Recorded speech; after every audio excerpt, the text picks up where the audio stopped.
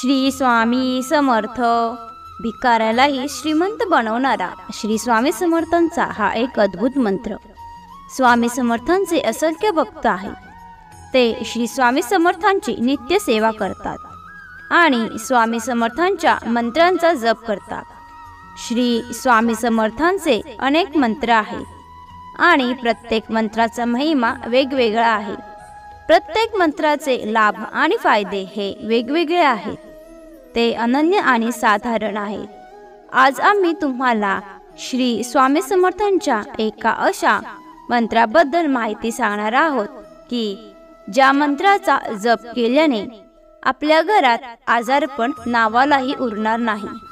तत्पूर्वी तुम्ही चॅनलला सबस्क्राईब केले नसेल तर आमच्या चॅनलला सबस्क्राईब करा आणि कमेंट बॉक्समध्ये स्वामी नामाचा जयघोष करा।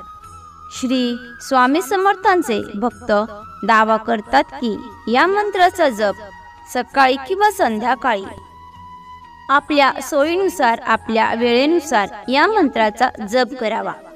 त्यामुळे घरातील लोकांचं आरोग्य चांगलं राहतं, घरामध्ये सुखशांती नांदू लागते। घरातील लोक जर एकमेकांशी भांडत असतील, घरात अशांती असेल तर ते दूर होतं।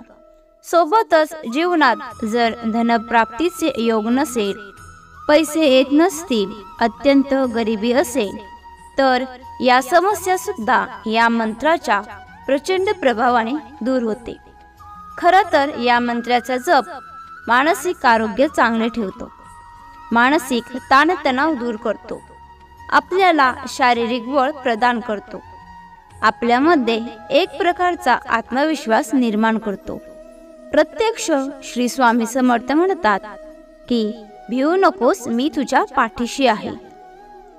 जेव्हा स्वामी अशा प्रकारे आपल्याला आश्वस्त करतात तेव्हा आपल्यामध्ये आत्मविश्वास निर्माण होणं अगदी साहजिक आहे आणि या आत्मविश्वासाच्या जोरावरच प्रत्येक काम आपण यशस्वीरित्या पार पाडतो, त्या कामात यश मिळते। आज आम्ही तुम्हाला श्री स्वामी समर्थांच्या तारक मंत्राबद्दल सांगणार आहोत। आपापल्या वेळेनुसार सोयीनुसार सकाळी किंवा संध्याकाळी फक्त एकदा या मंत्राचा जप आपल्या संपूर्ण कुटुंबासहित नक्की करा। श्री स्वामी समर्थांचा फोटो किंवा मूर्ती आपण समोर पाटावर ठेवावी आणि त्यांची सेवा करावी आणि सकाळी किंवा संध्याकाळी एक वेळा या मंत्राचा जप करावा।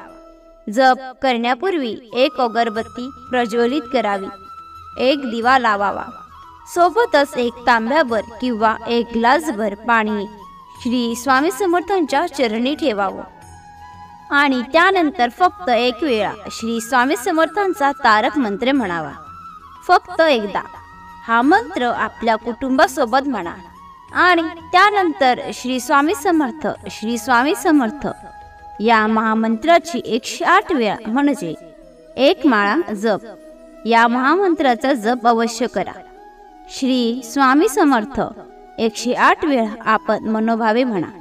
त्यानंतर या अगरबत्तीतून जी काही राख किंवा भस्म खाली पडली असेल ते आपल्या घरातील प्रत्येकाच्या कपाळी अवश्य लावा आणि त्यानंतर जे पाणी आपण स्वामींच्या चरणी ठेवलं होतं हे पाणी प्रसाद म्हणून आपण प्रत्येकाला थोडं थोडं द्यायचं आहे आणि ते प्यायचं आहे। जर दररोज नित्य नियमाने जर आपण अशा प्रकारे श्री स्वामी समर्थांचा तारक मंत्राचा जप केला तर घरामध्ये अद्भुत बदल आलेला तुम्हाला नक्की दिसून येईल।